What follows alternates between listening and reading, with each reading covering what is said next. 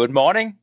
Good morning, everyone. It's 9 o'clock here in Copenhagen, and good afternoon for those of you calling in from Asia. My name is Arne Lohmann Rasmussen. I'm head of research here at Global Risk Management, or GRM, and I'll be your moderator today.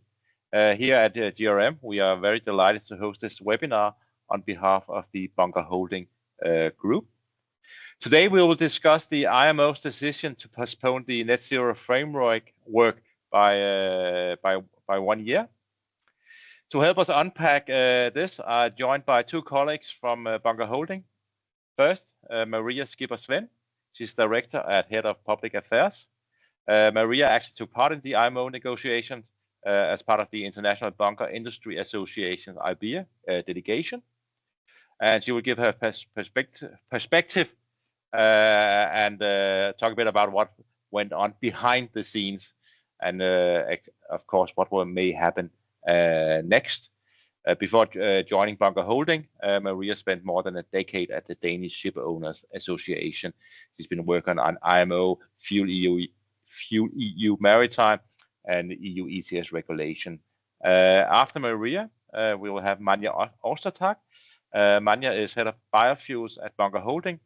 She's been with the group for 2 years, but she's also been working for Chevron, Petrotech, and British BP. Manja will share her outlook on the biofuels in light of the IMO delay, and of course what it could mean for the energy transition in shipping. Manja will also discuss the impact of the IMO outcome on Bunker Holding's position strategy in biofuels.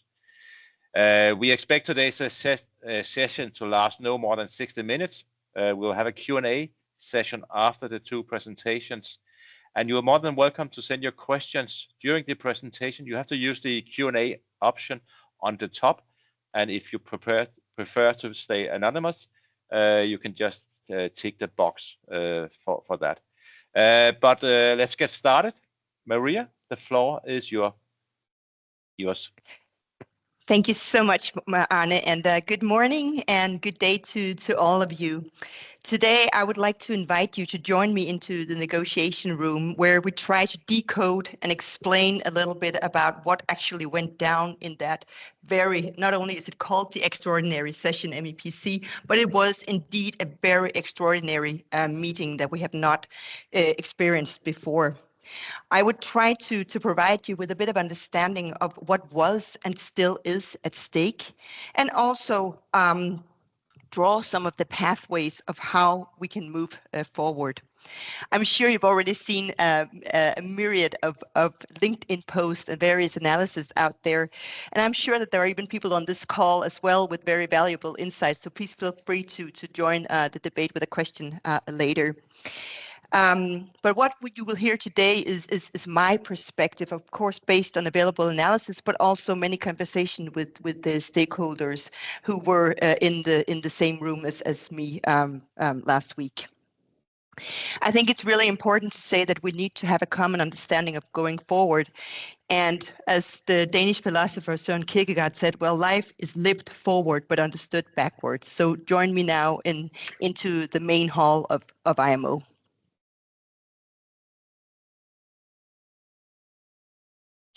But before we do that, I would like to just take a little bit of a recap of the net zero framework in itself, just in a nutshell. This is the model of the framework. So on the one hand, you have a fuel standard requiring you to lower your GHG intensity gradually year by year. And on the other hand, you also have an economic measure that will require you to pay a penalty if you do not meet the GHG intensity standard. Then you can also generate surplus unit that can be traded or banked for a later time. And then, Maria, yes? I'm so sorry to interrupt you. I believe some people are unable to see your screen. So we're just going to do a bit of technical, troubleshooting. Okay, yes. Just a moment, please. Sorry, guys, just hang in there for a moment.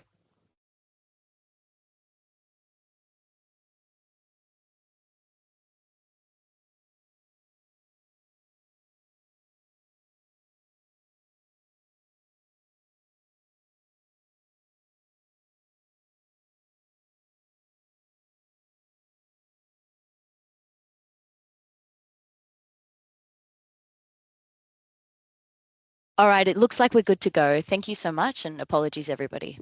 Well, thank you very much, Ashton. Sorry about that. We tested it right before we started, so any case, you heard what I said, so I don't need to repeat myself. That was just their introduction. The last point I wanted to make on this slide was simply that it has the IMO Net Zero framework also contained this IMO Net Zero fund, whereby some of the funding going in from the penalties would be allocated back to narrow the price gap between the fossil and the alternative fuels, and it would also go to cover the just and equitable transition. So this is the framework in a nutshell, and this is the legislative framework that has now, at least the adoption has now been postponed.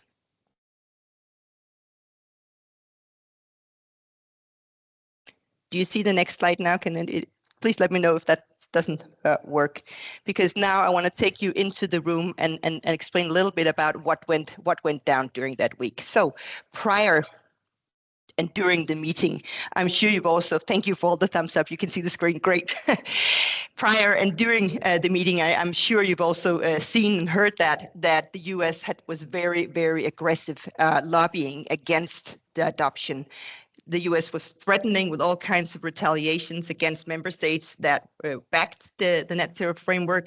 And examples included both tariffs, port entry fees, fines on seafarers, and last but not least, visa denials for diplomats. Then during the week, the US was supported by other oil producers, and that was in particular Saudi Arabia, Russia, and a number of other oil-producing countries. I'm going to do a little bit of a deep dive into the difference between tacit acceptance and explicit acceptance, so just hang in there. But my point here is that these countries, they came very, very well prepared, and they used different tactics, including IMO procedures, to delay and to create hurdles for the adoption. So when we reached the end of that week, the MEPC week, on Friday, October 17th, we anticipated that we were going to have a vote. We had a vote in April when the framework was approved, so we anticipated a vote. And on Friday morning, Brazil, backed by Denmark. Denmark is because Denmark is holding the presidency of the European Union, so Denmark speaks on behalf of the European Union. Brazil called for a vote on whether to adopt or reject the net zero framework. By that time, there was a lot of insecurity and uncertainty in the room, and Singapore, as the usual honest broker in IMO negotiations, then took the floor to urge unity over division. But they did not ask for a vote. But that was Saudi Arabia, who then took the floor and asked for a vote of adjournment of the meeting for 1 year. And such a motion for adjournment supersedes any other requests for a vote. And that's why we ended up with a vote to adjourn the meeting. As you all know, the meeting ended up being adjourned because 57 voted in favor, 49 against, and 21 countries abstained. I'm going to do a breakdown of the vote a little later because it's quite interesting to see how some member states voted. I'm just going to mention now and highlight that China voted in favor of adjournment. Greece, Cyprus broke ranks from the EU line and abstained, despite all these three countries in April supported the approval of the net zero framework. Japan abstained, and Singapore, despite proposing a postponement, voted against adjournment as well. So inside the main hall, you see a photo here down in the right-hand corner. You see all the decisive member states gathered around the podium to discuss with the chair of the committee, with the Secretary General and the Secretariat, and amongst each other, because this was a very, very unusual and tense atmosphere, as I said. So one can say, well, politically sensitivity of this global framework, yeah, but it was more than that. It was also about political tensions. It was about the wars that we have in the world right now. And first and foremost, I believe a multilateral system under pressure. Actually, last Friday, October 24th marked the 80th anniversary of the establishment of the UN. But I think it's fair to say that in these times, we see a lot of pressure on international systems. We see it in the Security Council, where the member states have very different views on how to collaborate on this. They're deeply divided. And maybe we're at a point where there is a lack of belief in UN systems. And remember, IMO is the global regulator, the UN regulator of shipping. But in any case, as many other stakeholders, Bunker Holding also came out and we expressed our disappointment where we ended up with the adoption being postponed. But nevertheless, of course, Bunker Holding and IBIA will work and continue our work to support the work going forward and hopefully create more buy-in from member states so that we can have an adoption in the near future. I want to touch a little bit upon the four key issues that really made this week difficult. First of all, the procedure for legal acceptance. And as I said before, I'm going to come back to that one, because had that been agreed to move from tacit acceptance to explicit acceptance, would have been far worse than where we are now. And it would also have had a very negative spillover effect on IMO's other areas, such as safety, environment, regulation, etc., because it makes the system a lot more rigid. And I'm going to come back and explain that in more detail. Then another proposal during the week, tactics from the opponents, was to require a confirmation that once the net zero framework would be in effect, then it would supersede any regional or national measure. That was a clear blow to the EU that already has two measures in place, as you know, the EU ETS and the FuelEU Maritime. So why couldn't the EU just say, okay, well, we put a clause into the resolution text on that? Well, that's because in the two regulatory measures, the ETS and the FuelEU Maritime, it says that once an IMO has adopted an equal measure, then the Commission is obliged to evaluate, and then there are listed several parameters in order to see if the two EU measures would deliver the same amount of GHG reductions.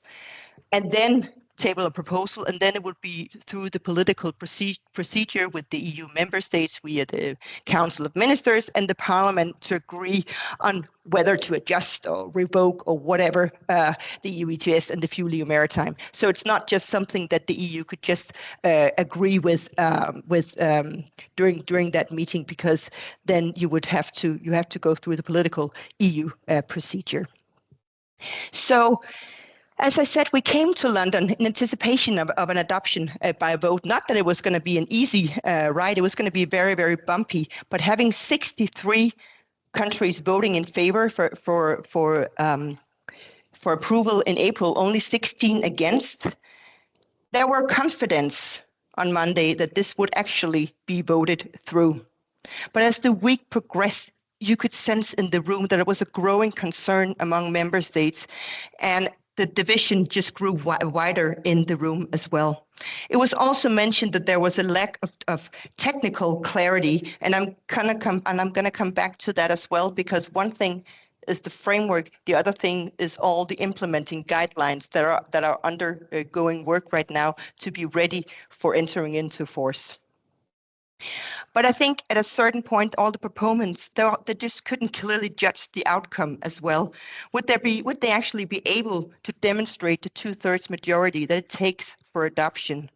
So some of the votes in favor of adjournment may also be explained by lack of confidence and actually be able to establish 2/3 of majority.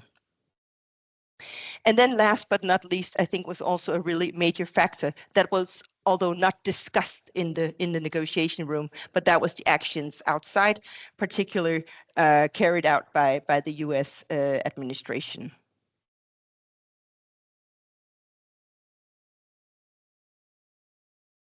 So now I'm going to take you into, this is going to get a little nerdy for the IMO procedures. Normally, an amendment enters into force on the date agreed in the legal text, unless 1/3 of parties to MARPOL or parties with more than 50% of the global gross tonnage objects within 10 months, right? That's the tacit acceptance. That's the normal decision-making procedure. You have the approval that we have had in April, then you have the formal adoption that we were supposed to have last week, and then you have the 10 months tacit acceptance period, which is why the net zero framework were anticipated to enter into force 1st of March 26. But then some of these, the opponent countries suggested that we moved to explicit acceptance instead. And you can tell what kind of hurdle that would create just looking at the numbers here. It would take longer it would require more, and it will take longer. If you look at when that explicit acceptance mechanism has been used, just think about the Ballast Water Management Convention or the Hong Kong Convention for Recycling of Vessels. That was the reason why it took years from when the conventions were adopted to they actually entered into force, because it took years to have 2/3 parties to MARPOL representing at least 50% of the global tonnage to explicitly accept the amendments. One other example that has still not entered into force is the HNS Convention. That's transport of hazardous and noxious substances. It was adopted in 2010. Well, it has not entered into force because you simply not reached the threshold yet. So when I said before, it would have been far worse had the net zero framework been adopted with explicit acceptance as procedure. We would have been left in an even bigger vacuum for a longer time, because we simply wouldn't know when 2/3 parties to MARPOL and the other threshold as well would have been reached. It would also had it become the normal procedure accepted IMO, it would really, really be hurtful to IMO as a global regulator. And I think we would see a lot more rigid system going forward.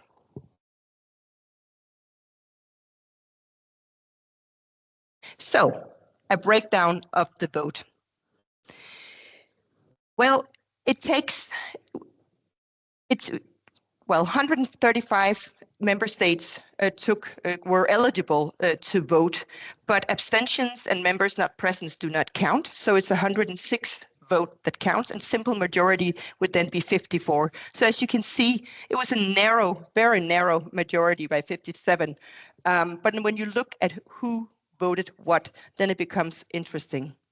You have to look at the big flag states, of course, because that has a major impact on enforcement going forward.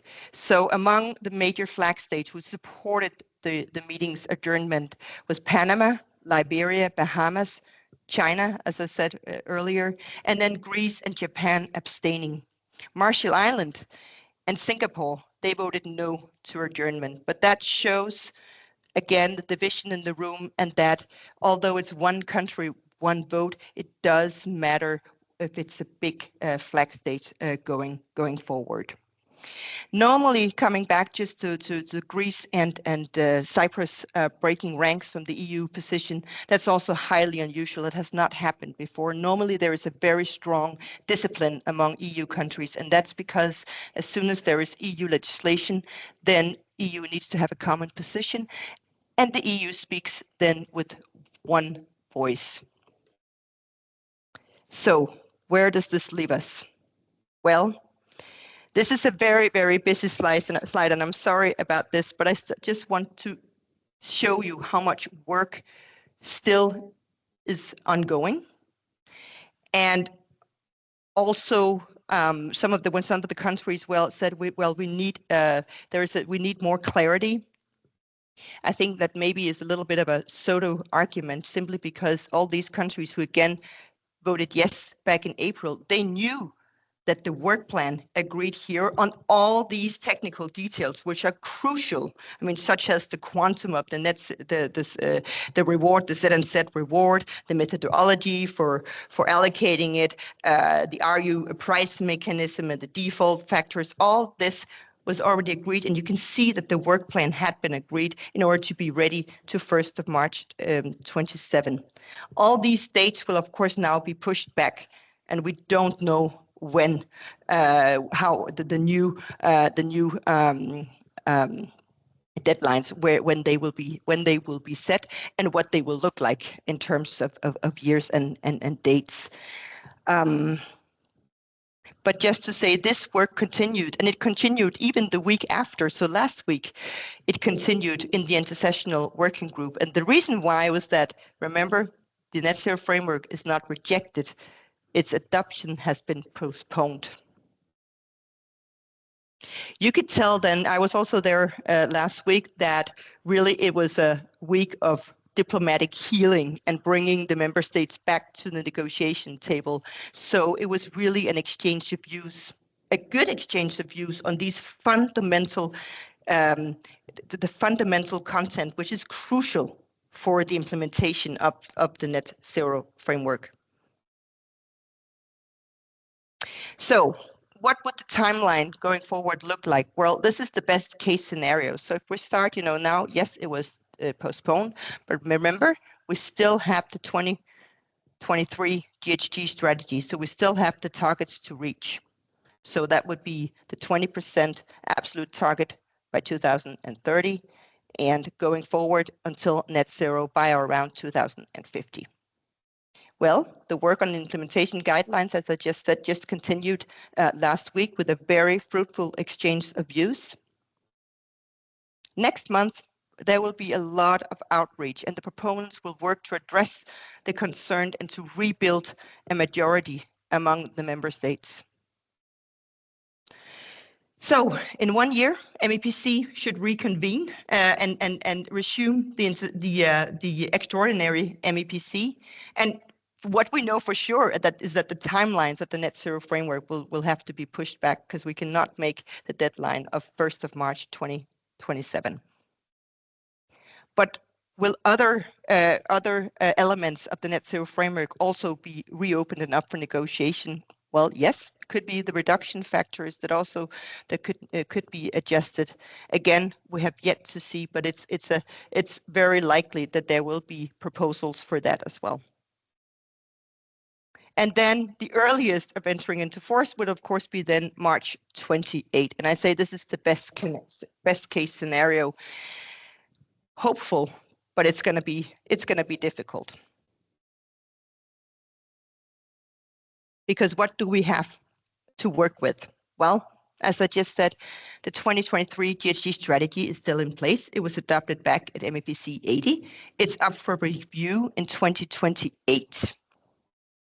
But the strategy is a political strategy. It's not legally binding. It's basically worth very little without a legislative framework, which was the net zero framework. So without that, how are we going to reach the reduction targets within the strategy? Well, let's do a little bit of a drawing of the multiple future pathways here. So if we say we stick with the IMO net zero framework, what could then possibly happen? First of all, well, for now, adoption when the MEPC extraordinary session resumes in a year from now, meaning October 2026. Well, that is hardly likely because we're going to have an MEPC 85 just 1 month after. The IMO works with very planned meeting schedules. Remember, this is 176 member states with national administration that needs to prepare, have political positions. So you don't just organize a meeting. It's also very costly for member states. So it's just not something that you do. So let's see how it plays out. We have not gotten any information yet from the Secretariat, but we will see whether the IMO can have an extraordinary session just 1 month prior to MEPC 85, or simply use MEPC 85 as a meeting. One thing is for sure that the proponents of the net zero framework cannot afford to lose a second round. Then one other option could be an amended net zero framework that would then could look at, of course, timelines as a given, reduction factors, RU pricing, etc. But that would mean that we start all over with approval and then 6 months later, a formal adoption. And remember, we have not agreed and decided on the tacit versus explicit acceptance yet. So I'm very sure that will come up again in a discussion like that. Which is why a third option is also that the net zero framework is simply held dormant as a zombie for quite a while, simply because, as I said, I don't think any of the proponents would take that risk to end up in the same situation or end up in the situation where you will have a net zero framework with explicit acceptance procedure, because that will create a lot more uncertainty. Then you can also have, there's also another possibility that we will have a totally different measure. A lot of the concern for the net zero framework was related to the economic element of that. So could one imagine that we will go back and just have a fuel standard with the GHG reduction factors, the GHG intensity and the fuel burned?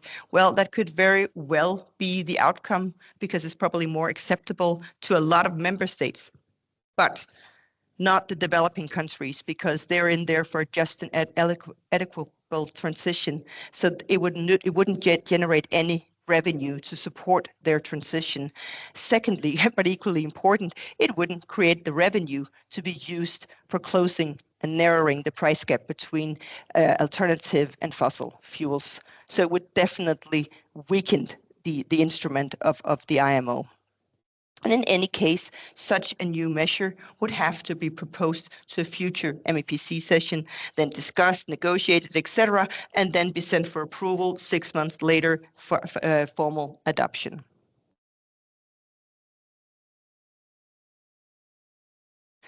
So, what are we left with now? Well, we have a patchwork of regional regulations. Yes, this is something that we're seeing. We already have the EU, we have the UK from next summer with an ETS system. We know that China is planning an ETS-like system.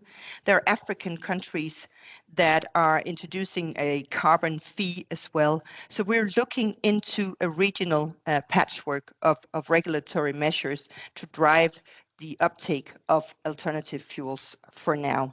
This is what we're left with. I think it's very important to stress that many of the stakeholders, both in the industry represented by ship owners, IBIA, the bunker industry, etc., are really willing to work and to see if we can ease some of the concerns in the content of the framework via the implementing guidelines. But what we cannot do anything about is the actions that takes place outside the room, and that is very, very difficult to control, and that says a lot about the time that we're living in. But I think many of us will like to support also IMO as the global regulator here, and this is the only way we can do this is by continuing to support the work, and also by staying relevant in our support to the transition. And this is what we're going to do from the side of bunker holding. So to conclude, and before I leave the floor to my colleague, well, will we ever have a global framework? And is the net zero framework dead?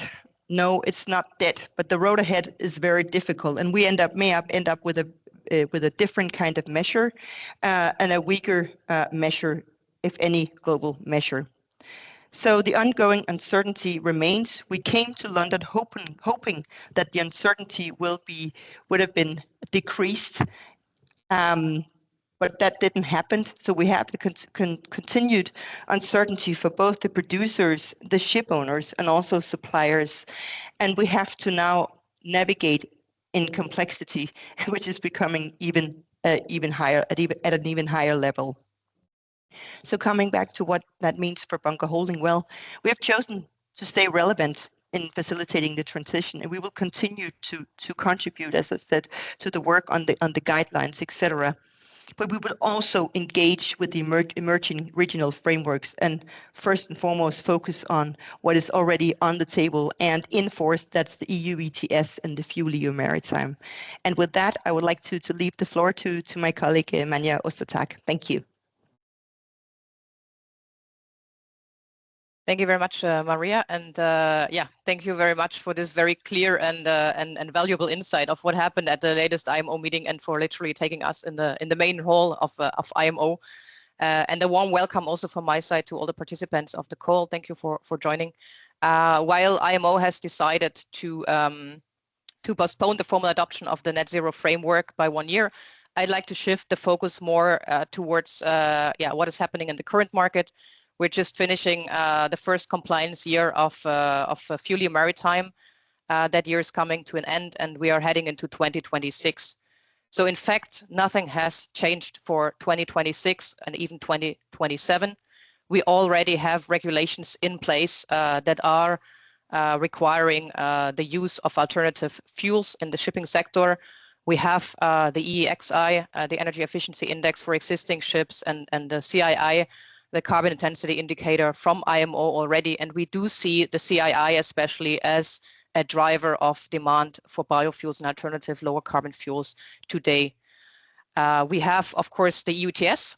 This is in place already for the last 2 years, but it has not really been a demand driver so far with the EUA prices. We will see that changing as of next year, when 100% of the emissions will be in scope. And we expect that also to affect the EUA prices. So definitely next year, as of 1st Jan 2026, we expect the EU ETS to be a demand driver for the uptake of physical biofuels. We have FuelEU Maritime in place. The first year is coming to an end. That is definitely a demand driver. We have seen so far around 500 to 600,000 tons of B100 biodiesel.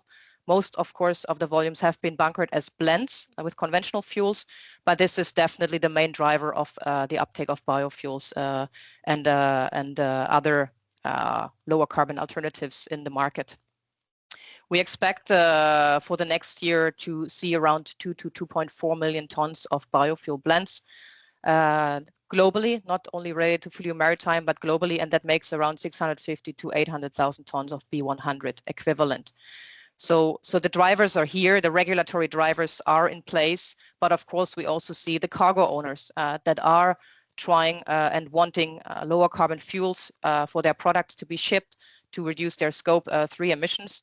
And that is a strong driver as well, in addition to the ESG targets that we see from cargo or ship owners and operators and sustainability linked loans. So basically, we have those drivers in place, and that is not affected by IMO next year. And last but not least, it is also to mention that while the timelines may shift, the direction has not shifted. So the EU targets still 0 emissions from shipping by 2050, and the IMO targets 100% reduction in greenhouse gas emissions related to 2008 by or around 2050.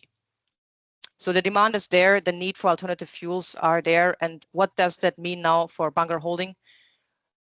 We have engaged very closely with our customers, of course, to understand what is the impact of the latest IMO meeting to the clients, to their decarbonization strategy.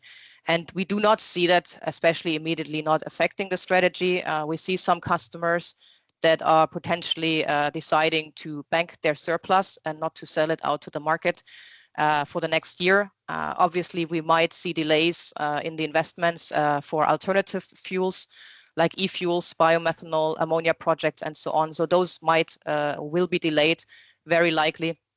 But customers and suppliers have been asking us what is the position of bunker holding, and to answer, the short answer is basically nothing has changed for us. We are still fully committed to support the net zero framework and everything that it takes to drive the green transition in the shipping sector forward.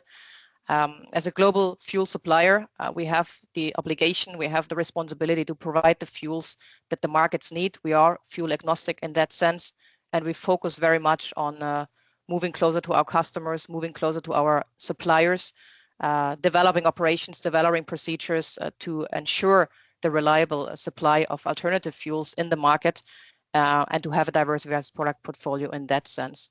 So looking at where we are at the moment with our value proposition that we have been working out with our green team, with our decarbonization team over the last years, we have the physical products in place. We have a very broad product portfolio, diversified product portfolio, covering different feedstocks, different greenhouse gas intensities as well, to cater for the optimal solution for our customers.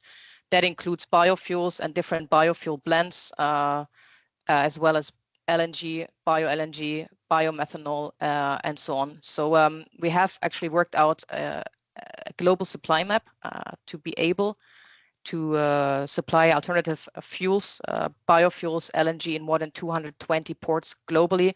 And this is also very important and needed because we do not want customers to shift bunkering patterns so that they can go to ports where products are available, and eventually also, or even adding additional CO2. So our aim really is to have a global map and to make biofuels and alternative, lower carbon fuels available in the relevant ports.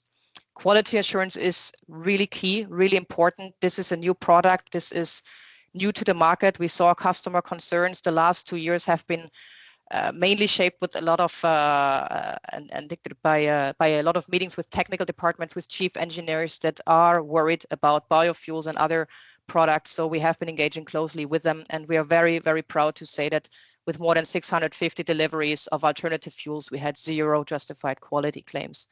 And this is also due to the hard work we're doing with our sourcing teams and the close collaboration with our suppliers. Technical guidance and support is key here. As I mentioned, this is a new product. This is probably the biggest transition the industry is going through. So the technical support is key here, as well as the port optionality and port intelligence to advise clients where is the best port and the best place and the best product to bunker to be compliant. So the regulatory compliance, the regulatory advisory is key here as well. A lot of smaller ship owners and operators are struggling to understand the full impact of fueling maritime emission calculations, EUAs, EUTS, and so what does that mean for their business?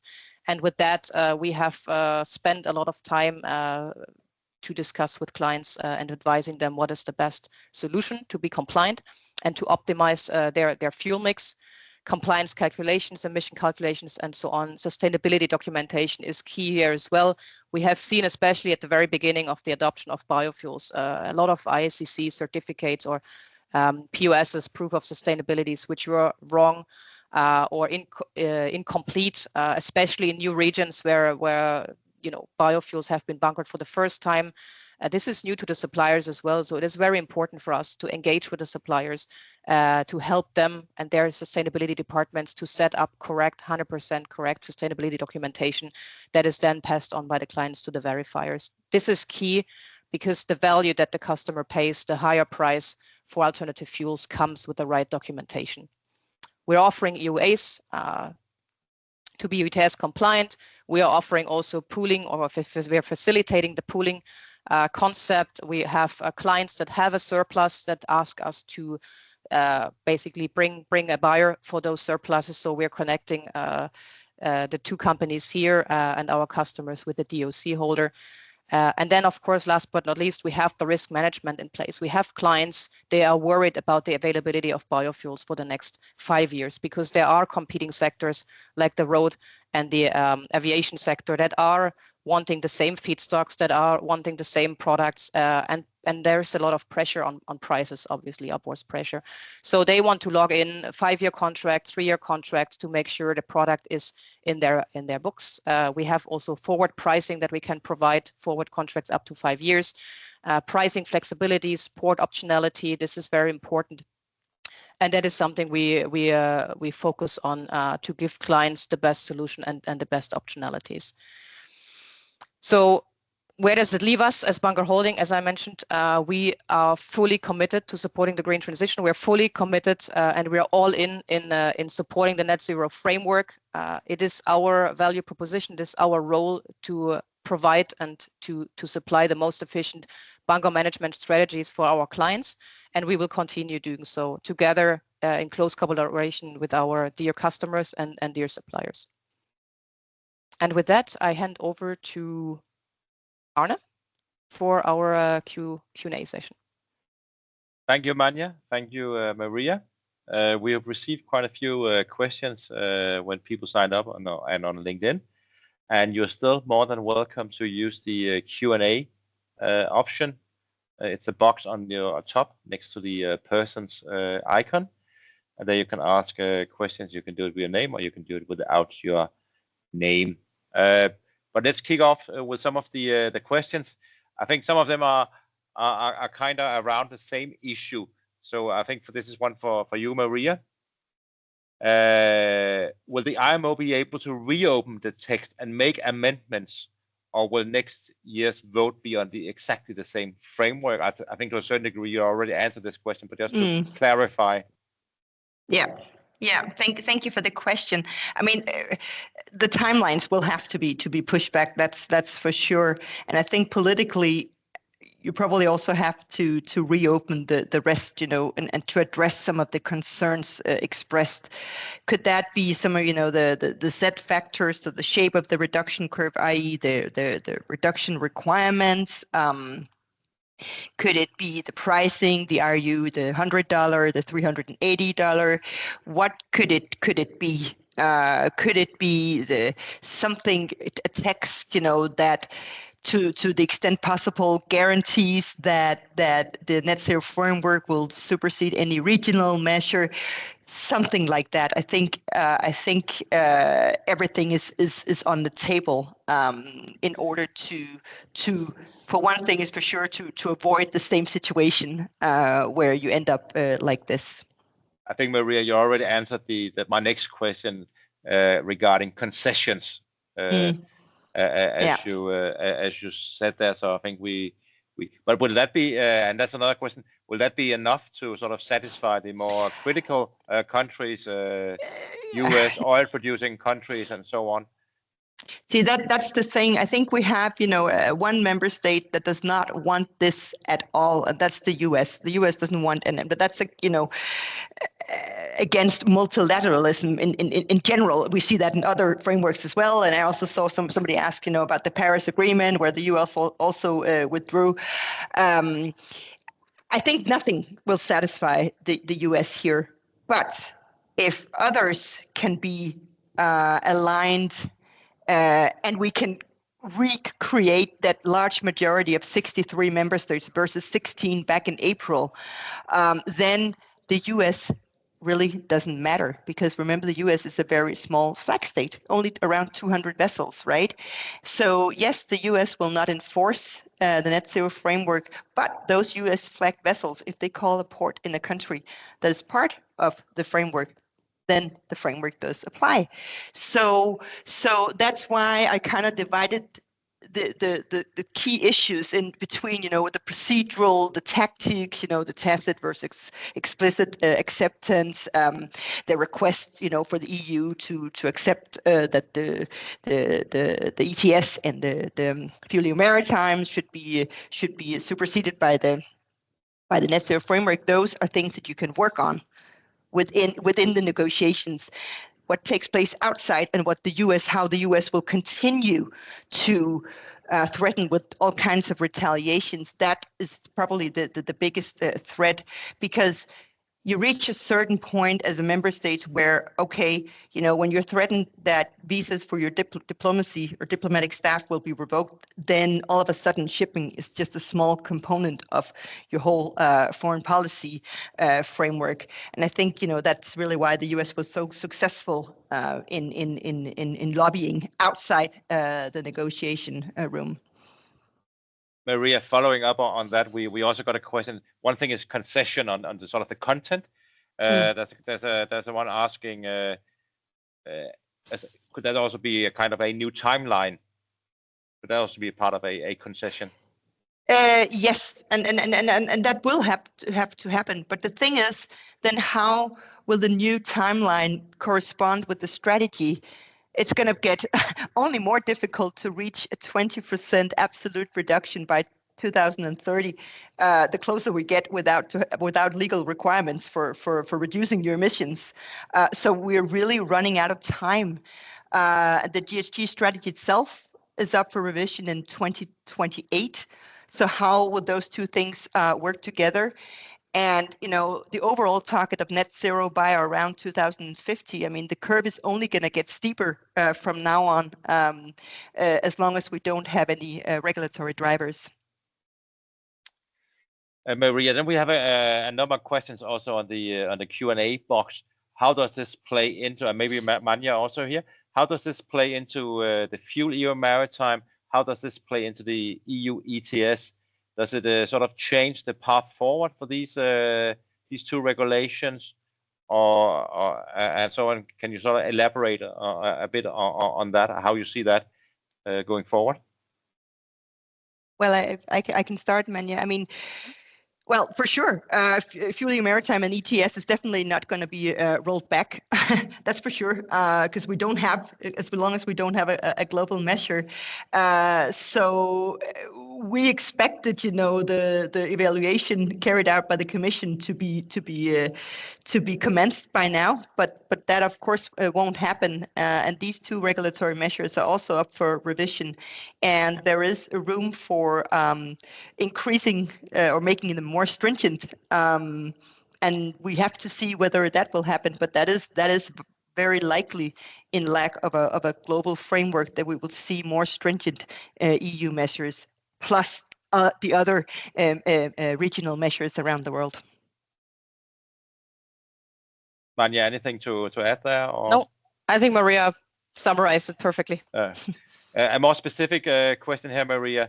Since the EU regulation and the IMO's net zero framework are vastly consistent in terms of targets, wouldn't it be favorable that the IMO's net zero framework superseded any EU regulation, also to reduce admin burdens, competitiveness, and so on? A very good question here on the chat. A very good question, and this has been the argument of the shipping industry for as long as I can remember. Really, that global regulation for a global sector, regional regulation, is not gonna decarbonize the global fleet. So of course, that's also why we had hoped that this would be the outcome, and that, because yes, actually the net zero framework would have enabled shipping to become the first sector regulated with a GHG intensity target and a pricing mechanism, the first global sector, also putting shipping first in line to the molecules that were in fierce competition with vis-a-vis other modes of transport, aviation, the road sector, etc. So that would definitely have been the preferable outcome. But it is what it is, and we have to work with what we've got. Maria, maybe a question before we move to the questions for Manja. Maria, made a shock from the postponement even reignite the planning of more regional legislation in addition to the ones you mentioned in your presentation? Sorry, made a shock from the postponement, sort of a kickstart planning of more regional legislations on top of the one you mentioned. Yeah, sorry. No, I think those I showed you that are more or less developed. Some are planned. Some have not entered into force yet. I mean, they didn't just pop up in 1 week time, right? I think member states, etc., are still regrouping and thinking on how to tackle this. But I'm sure that there will be more popping up in the future. Especially if we end up in the situation with a global measure, call it the net zero framework or whatever. This is what we're calling it right now. This is what we have right now. Only been postponed, not rejected. So as long as we're not doing a post-mortem on the net zero framework, that's too soon. Then I think a lot of regions and nations around the world would follow it very closely, and then have a plan B in terms of a national or regional scheme. Maybe finally, can the IMO greenhouse gas strategy be amended if the net zero framework or something similar is not getting adopted?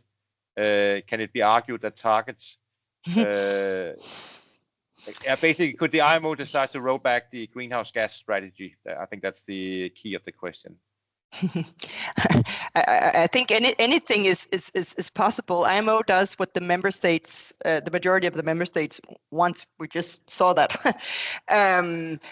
I, on the other hand, find it difficult to believe that the GHG strategy would be rolled back. It will be amended. I mean, because it's up for revision in 28.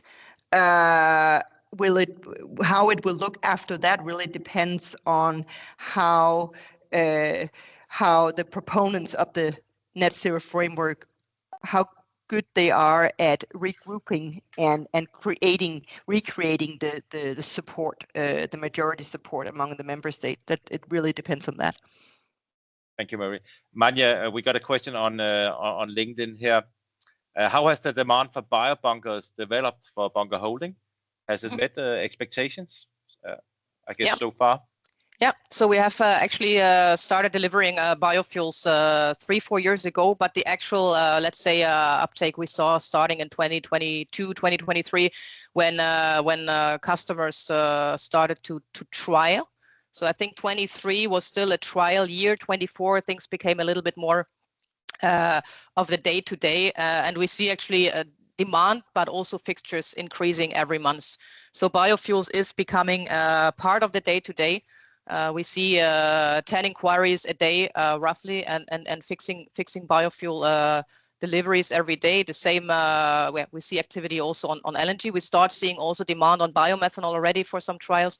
So I think overall the demand is picking up, and especially biofuels, as we've seen the current demand drivers also, and LNG are the main viable solutions in place at the moment.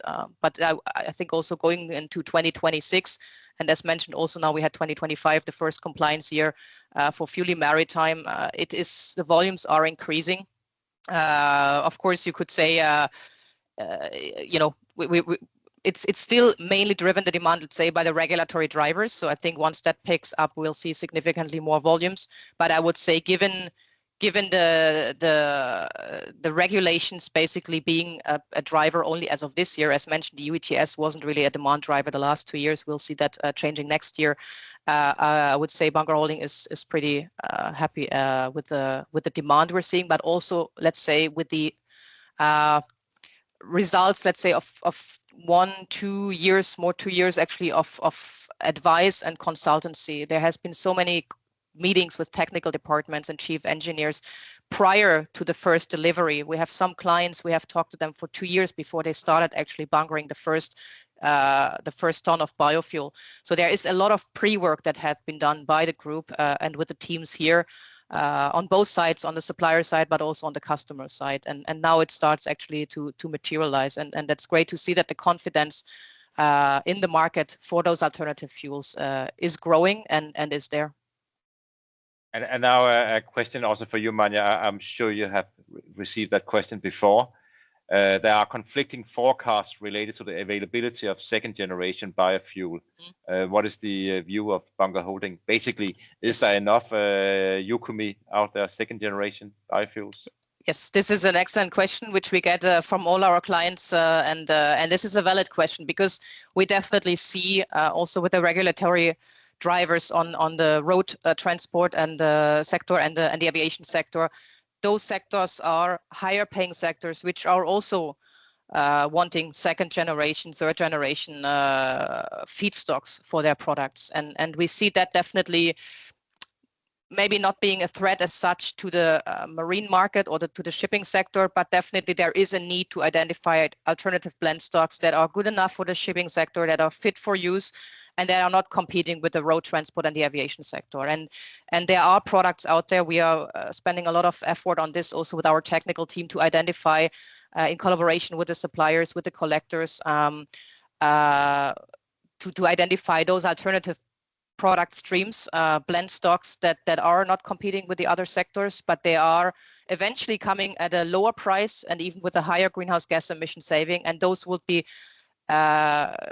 excellent alternatives to the conventional biofuels, as we call it, the used cooking oil based, the tallow based biofuels that we're seeing going into the market today as well. And still we see a lot of EN 14-14 product going into the marine sector.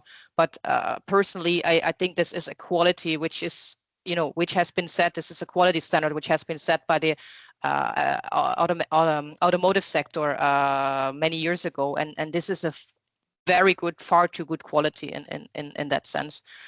What we need to monitor, of course, is also the availability of biofuels. We have biodiesel plants. Some of them are not running on full capacity because there is more HVO production, there is more SAF production, sustainable aviation fuel production coming online, and those are going for the same type of feedstocks as the biodiesel plants. And this is eventually where we see potentially the supply being distressed because biodiesel plants are not running on full capacity anymore. And this is something where, if we look also at the positive list that is provided by the Commission every 2 years, we need alternative blend stocks, waste streams, residue streams that can be converted at scale into a product, into a drop-in biofuel that is good enough for the marine sector and not competing with the other sectors. This is a very, very important effort, especially until or towards 2030 that needs to be done before we'll have the e-fuels and others coming in. I think following up on that, Manja, that's a question.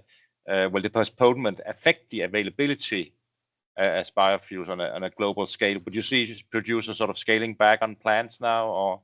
Not on biofuels. The biofuels market is well established. There are more than 400 plants. What we see, at least based on our knowledge, more than 400 plants globally. Biodiesel, HVO, SAF plants, and those investments again are also, especially on the HVO and SAF side, are driven by the road and aviation sector. So I think the biofuels production will not be affected. What we expect being affected is investments in new technologies and alternatives, e-fuels, ammonia, and so on. So those might get delayed a little bit. But biofuels itself, this is a well-established, well-viable product which has been in the market for the last 15 years, 20 years almost. So we don't see that being affected by the latest IMO meeting. And one for you, Maria. I think you sort of answered it already, but could I get your views on what makes you hopefully that we will reach a yes next time with the current U.S. administration? Well, yeah. Oh, I was just, until you mentioned the current U.S. administration, I was hopeful that we could end on a positive note here. Okay, the reason why I still believe that we will have a global measure at a certain point is because you have many member states who are in favor of this. So many of the votes for the adjournment of the meeting did not necessarily reflect a position vis-a-vis the framework, right? Secondly, and I think this is really unique for the maritime sector, we have industry calling for regulation. All the leading industry associations, such as ICS, the International Chamber of Shipping, representing the ship owners, IBIA, the bunker industry, all others, BIMCO, etc., you know them all, were calling for this, supporting this. So I really, that makes me hopeful that we will have a framework at a certain point of time. And then you mentioned the U.S. administration. Yes, exactly. It really depends. We have to remember that a democratic administration wouldn't have accepted an international economic measure either. This is nothing new, right? But I think the difference here is the behavior, the tactics outside the negotiation room. Those are the ones that are unprecedented and really, really created a lot of uncertainty, and also carries a lot of the explanation behind why we ended up where we did. So I think it's going to be very difficult with the U.S. administration, definitely. But on the other hand, I know a lot of work is being carried out now to bring back, to re-establish the majority that we had in April, the strong majority we had in April. So I really think this is the way forward. And then, of course, we'll probably have to give and take, but that's up for the member states. And remember that at the end of the day, IMO is what member states make of it. Nothing less, nothing more. I think we'll finish up with a more technical questions to understand clearly about banking of a surplus units SU since IMO was postponed. Is it still possible to bank credits indefinitely? In the fuel year maritime, yes. Nothing what happened at IMO 2 weeks ago does not change anything in relation to the FuelEU Maritime and the EU ETS as it is today. It's only that comes with the already planned revision of the two measures. So yes, to answer that question, yes. Manja, you had a comment here? Thank you. I just saw one question, and I want to make sure we don't miss it. It was about the biofuels and the price exposure for biofuels, which are sourced from Asia. I would like to take just 1 minute on this one, because I think this is very important. It is a key sourcing strategy of Bunker Holding is to source product, to source alternative fuels as locally as possible, not to ship products around the globe to create more CO2 emissions, but to actually see where is the demand and how can we locate the right supplier in that region. So this is one part, but also related to the risk management part, what I want to address is, yes, hedging biofuels is more complex. It's a product which is not only driven by the oil market, but also the agriculture market, demand, supply of competing sectors, as we talked about. And I would like to mention here that the shipping market is still very much of a spot market. Even though we see more term deals in term business in Singapore, for example, but the shipping market is still very much spot. And I think there is a huge opportunity here in looking at derivatives and underlyings, which are also provided by GRM, to see where can we log in a price for the year or the next years even, which is lucrative, because there are a lot of swings in the market. HVO prices have been going up $200 in 1 week, 2 weeks ago, for example. So it is really important to be close to the market to see those trends and events in the market, again, driven not only by the oil market, but also the agriculture market, and to take the right position. And we can help with that. I think there is a lot of opportunities here for owners and operators to buy at the right time, at the right place, the right product, and be done basically on FuelEU Maritime and so on, and be compliant without being exposed to the swings in the market that we see. Thank you, I hope Manja. that answers the question. Yep. It certainly did. You're more than welcome to reach out to Maria and Manja if you have more questions or want to know more about the product offering of Bunker Holding. You can also reach out to me if you want to know our product offering on the paper market. There's a growing paper market in biofuels, and as you mentioned, Manja, the price risk are growing. I would say, but I think overall that was all we had time for today. Thank you very much for joining us. Please feel free to reach out and have a great day. And thank you for spending an hour with us. Bye-bye. Thank you. Bye. Thank you so much. Bye.